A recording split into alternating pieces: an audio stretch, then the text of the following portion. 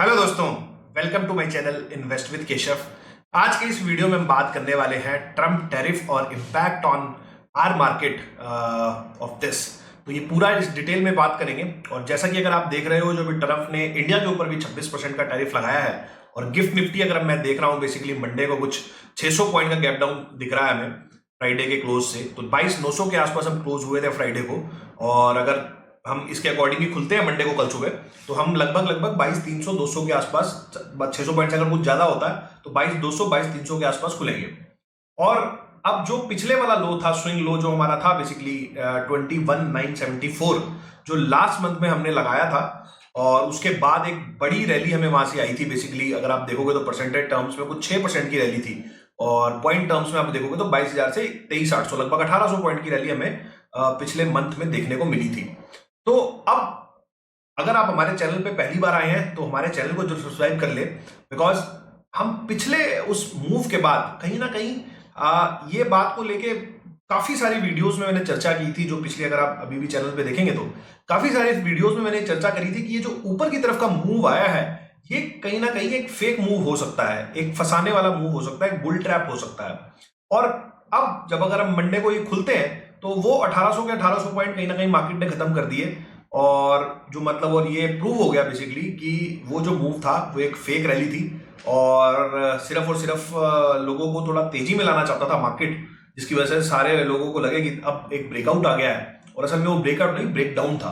तो अब यहां से किस तरीके के सिनेरियो बन सकते हैं, एक बार आपको चार्ट पे भी लेके चलता हूं और चार्ट पे भी चीजें डिस्कस करेंगे। और एक बार यूएस के चार्ट भी देखेंगे, डाउ जोन्स, नैस्डैक और गोल्ड वगैरह का एक बार पूरा इंटरनेशनल चार्ट भी देखेंगे, किस तरीके की चीजें बन रही हैं और नेक्स्ट वीक में किस तरीके की चीजें हो सकती हैं, और जो इम्पैक्ट है बेसिकली थोड़ा सा फंडामेंटली किस तरीके की चीजें हो रही हैं वो भी डिस्कस करेंगे। थोड़ा सा आज वीडियो थोड़ा लंबा होगा कंपैरेटिवली। तो एक बार आपको चार्ट पे लेकर चलता हूं। तो अगर आप ये निफ्टी का चार्ट देखोगे तो निफ्टी का ये डेली चार्ट है। तो हमारी जो लास्ट मंथ से बात होती आ रही थी, हमने ट्रेंड लाइन लगाई थी, और उसके बाद जब मार्केट इसके ऊपर गया था और जब 200 डीएमए को भी काट दिया था, बेसिकली उसके ऊपर जाके सस्टेन करना स्टार्ट किया था, तब मैंने आपको वहां पर 2014 वाला एक चार्ट दिखाया था कि जब डाउन ट्रेंड चल रहे होते हैं तो बहुत बार मार्केट आपको फंसाने के लिए कहीं ना कहीं एक इस तरीके का मूव देता है और 200 डीएमए के ऊपर आके थोड़ा सा सस्टेन होता है, उसके बाद नीचे आ जाता है। तो इसी तरीके का ये मूव भी लग रहा है। और ये हमारा फ्राइडे का क्लोज देखो कितनी बड़ी यहाँ पर रेड कैंडल बनी है। और अगर आप यहां से देखोगे बेसिकली, तो अब अगर मैं कल की क्लोजिंग, कल का जो अभी गिफ्ट निफ्टी दिखा रहा है बेसिकली, अगर वो सही होता है तो हम लगभग यहाँ खुलेंगे इस वाले लो के आसपास, 22,300 के आसपास। और ये अगर हम यहाँ खुलते हैं और उसके बाद अगर कोई ऊपर का मूव आता है तो एक बहुत बड़ा एक तो गैप बनेगा यहाँ पर। और उसके बाद अगर ये नीचे वाला आप लो देखोगे 976 वाला, तो ये कहीं ना कहीं कटने की संभावना आने वाले दिनों में बन जाएगी। मैं अभी भी ये नहीं बोल रहा कि ये मंडे को ही कट जाएगा, बट कहीं ना कहीं ये जो ट्रेंड है, वो जो नीचे वाला ट्रेंड है जो हमारा ऊपर से चलता आ रहा है, ये बेसिकली इसी कंटिन्यूएशन का ही पार्ट था। तो बेसिकली ये वाला जो पूरा मूव है वो एक फेक रैली था, और नीचे जब ये कट जाएगा कल परसों या एक हफ्ते में जब भी कटता है, तो कहीं ना कहीं ये हम एक बेसिकली पूरा अपना जो ट्रेंड है वो कंप्लीट करेंगे। और मेरे हिसाब से मार्केट आने वाले दिनों में अगर ये लेवल काट देता है तो इलेक्शन वाला जो लो है, नेक्स्ट सपोर्ट, बड़ा सपोर्ट वहीं बनेगा, जो कि है हमारा 21,200 के आसपास। ये दोनों लेवल मेरे लिए बहुत ज्यादा इंपॉर्टेंट है। एक तो ये इलेक्शन वाला लो, और दूसरा ये जो एक गैप बना हुआ है, अगर आप देखोगे निफ्टी के ऊपर 22,300 का गैप, ये 22,200 22,300 का जो गैप है बेसिकली, ये दोनों लेवल, ये जो मतलब 20,200 और ये अगले दिन खुला था, मतलब 20,200, मतलब 20,500 के आसपास आप पकड़ लो। 20,500 के आसपास हो सकता है कि निफ्टी आपको अगले 1 डेढ़ 2 महीने के अंदर भी दिख जाए। ये वाला लेवल भी यहां पर आ सकता है। तो ये चीज है अपनी निफ्टी के ऊपर। इसके अलावा अगर आप देखोगे बेसिकली, मैं थोड़ा सा अगर आपको इंटरनेशनल चार्ट दिखाऊं, एक बार डाउ जोन्स का चार्ट देख लेते हैं। ये डाउ जोन्स का चार्ट है। डाउ जोन्स पे तो वर्टिकल फॉल है, और जो हमें फ्राइडे का जो क्लोज आया वो आप देखोगे 5.5% नीचे। मैं थोड़ा सा इसको बड़े लेवल, बड़े चार्ट पे करता हूँ, वीकली चार्ट के ऊपर करता हूँ। तो वीकली चार्ट पे अगर आप देखोगे तो बेसिकली डाउ जोन्स पे लगभग हमारी जो क्लोजिंग है वो है 38,314, और बहुत बड़ी वीकली कैंडल बनी है हमारी डाउ जोन्स के ऊपर। और डाउ जोन्स का जो नेक्स्ट सपोर्ट लग रहा है, काफी ज्यादा वैसे ओवरसोल्ड हो गया है यहाँ पे मार्केट, 31 32 का ऐसे ही हो गया है। और इसके बाद अगर आप यहां देखोगे तो बेसिकली ये वाला जो लेवल है 200 वीक का मूविंग एवरेज, 36,500, मतलब अभी यहाँ से 10% और, तो 10% की और कहीं ना कहीं यूएस के अंदर आने वाले टाइम में और गिरावट आ सकती है। अभी यहाँ से 10% और हो सकता है सीधा ना आए, एक पहले यहाँ से बाउंस लिया जाए और फिर उसके बाद फिर घूम के फिर दोबारा मार्केट आए, क्योंकि काफी सारा ओवरसोल्ड हो गया है। वो हमें अभी आने वाले टाइम में देखना पड़ेगा। उसके अलावा मैं थोड़ा सा नैस्डैक के चार्ट को भी देख लेते हैं। नैस्डैक का आप देखोगे तो नैस्डैक के अंदर भी आप देखोगे ये वाला लेवल जो 16,000 का लेवल है, तो मतलब इसके अंदर भी लगभग 10% का फॉल और आ सकता है यहाँ से। और इस तरीके से अगर हम देखते हैं बेसिकली तो यूएस के अंदर भी अभी और गिरावट बाकी लग रही है। और देखिए आप कितनी बार नैस्डैक जो है बेसिकली वीकली 200 डे से कई बार सपोर्ट ले लेता है। एक बार यहाँ लिया था इसने 2022 में, फिर लिया था 2020 में, फिर एक बार यहाँ भी लिया है 2018 में, और लॉन्ग टर्म अगर आप देखोगे तो काफी बार यहाँ पे सपोर्ट ले रहा था। तो ये वाला जो लेवल होगा नैस्डैक के ऊपर वो 16,000 वाला, ये काफी इंपॉर्टेंट लेवल होने वाला है नैस्डैक के ऊपर, जो कि हमें आने वाले दिनों में थोड़ा सा वॉच करना है। आरएसआई लेवल्स भी काफी ज्यादा ओवरसोल्ड हो गए हैं अगर आप यहाँ पर देखोगे तो। उसके अलावा आपको एक बहुत इंटरेस्टिंग चार्ट दिखाता हूँ, वो अगर इसके अंदर मेरे को दिख पाता है तो S&P विक्स।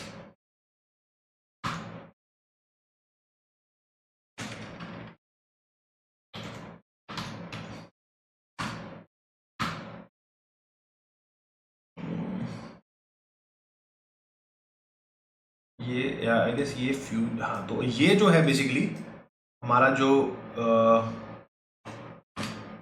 मैं आपको इस पे लेके चलता हूँ।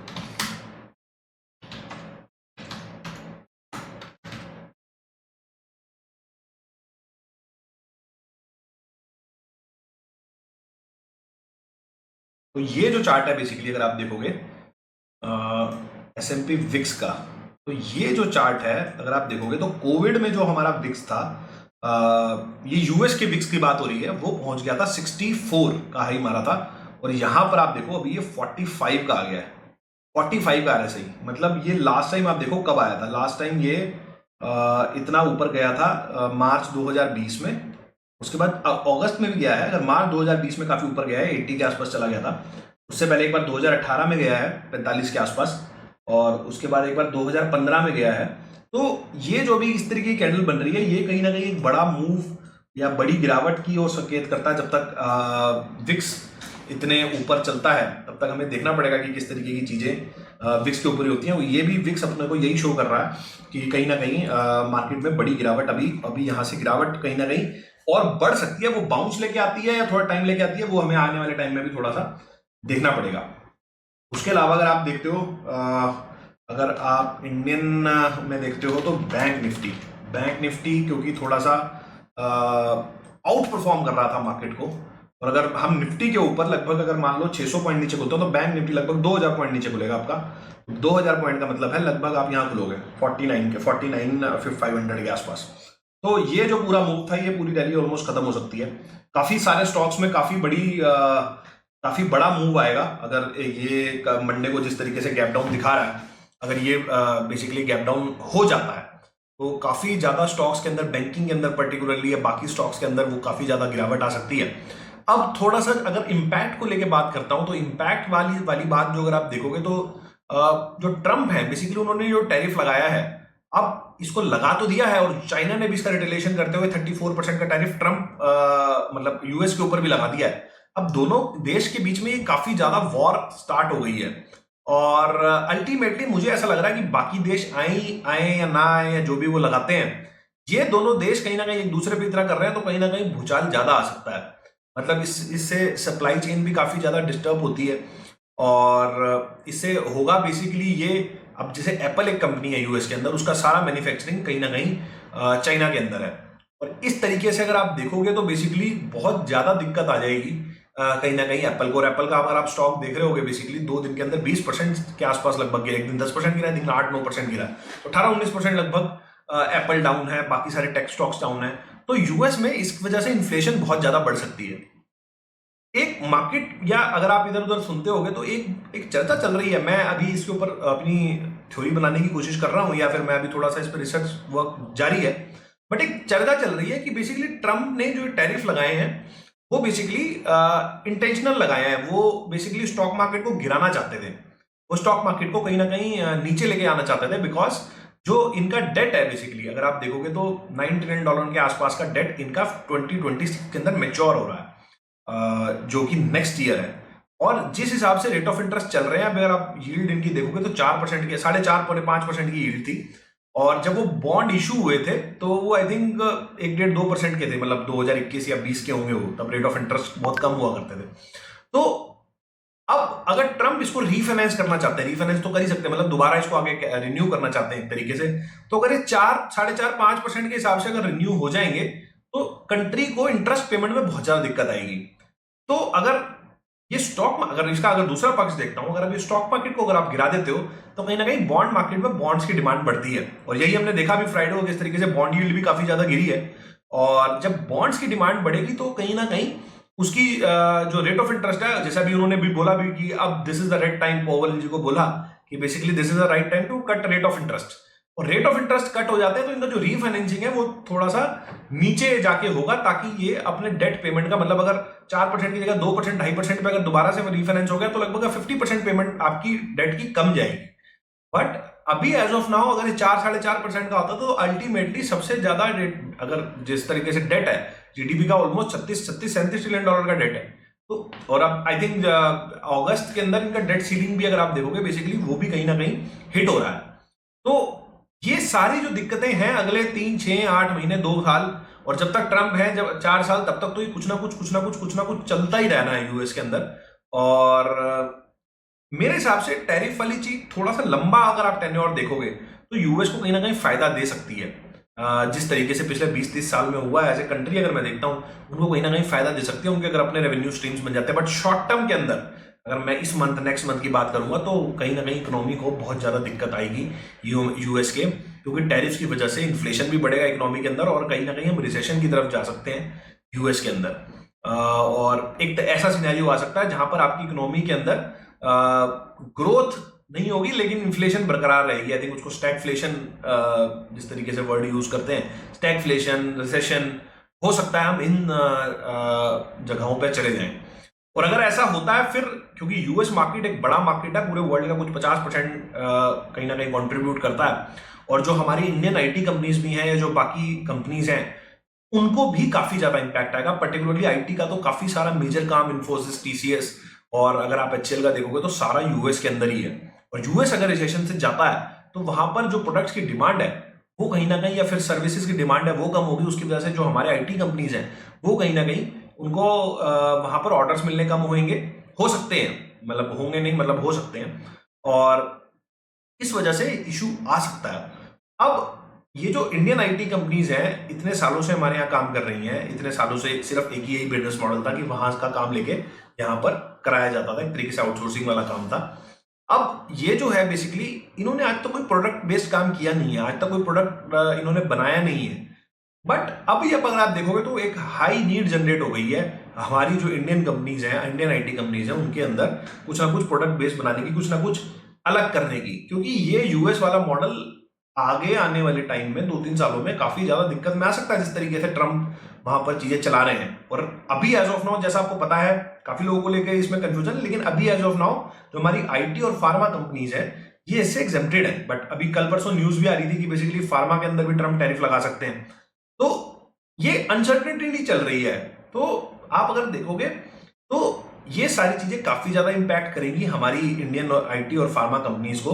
एज ऑफ नाउ इन पर टैरिफ नहीं लगे हैं, बट अगर लग जाते हैं तो ये बहुत बड़ी बड़ी कैंडल्स बना के नीचे गिरेंगे। पर्टिकुलरली फार्मा तो उस दिन गिरा ही नहीं, कल ही गिरा है, तो ये काफी ज्यादा अपने साथ इशू हो सकता है। तो आप इसको थोड़ा ध्यान से लें।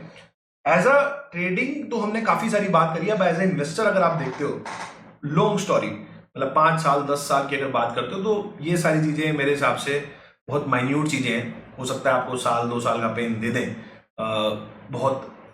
मतलब बहुत अपर केस में भी। बट अगर आप लॉन्गर स्टोरी अगर आप इंडिया की देखोगे, उसके ऊपर इसमें इस वजह से कोई भी डेंट नहीं आया है, और ना ही कोई डेंट आने वाला है। ये सारी चीजें अगर जिस तरीके से अनफोल्ड हो रही है, बल्कि इंडिया हो सकता है ज्यादा स्ट्रांग ही हो, क्योंकि इंडिया पहले से ही सेल्फ रिलायंट होता जा रहा है। जो हमारे प्रधानमंत्री जी हैं उन्होंने भी जो आत्मनिर्भरता की बात करी थी आज से 2-3 साल पहले, आई थिंक ट्रंप ने वो बहुत सीरियस ढंग से ले ली है। तो अगर देखते हैं बेसिकली, तो इंडिया की ग्रोथ स्टोरी को लेके कुछ खास इम्पैक्ट नहीं पड़ने वाला है, हमारी ग्रोथ स्टोरी इंटैक्ट। और अगर आप इन्वेस्टर हैं तो इन लेवल्स पे बड़े अच्छे स्टॉक्स के अंदर या निफ्टी 20 या इंडेक्स में ही अगर इन्वेस्ट करते हैं तो बहुत अच्छे लेवल्स आपको दिखेंगे। पर्टिकुलरली मंडे को भी आपको 22,000 का लेवल दिख जाएगा, और उसके अगर 20,000 का लेवल आ जाता है, जैसे हम बात कर रहे हैं 20-500 का उतने गैप फिल होता है, तो वो बहुत अच्छा लेवल होगा बेसिकली आपकी लॉन्ग टर्म इन्वेस्टमेंट होल्डिंग बनाने का। तो आई होप अगर आपको कोई डाउट है, कोई क्वेश्चन है, तो आप मेरे को कमेंट सेक्शन के अंदर बताएं। और इस वीडियो को यहीं समाप्त करता हूँ, मिलता हूँ आपसे अगले वीडियो में इसी तरह के कुछ नए और इंटरेस्टिंग टॉपिक के साथ। चलिए दोस्तों, नमस्कार, जय हिंद।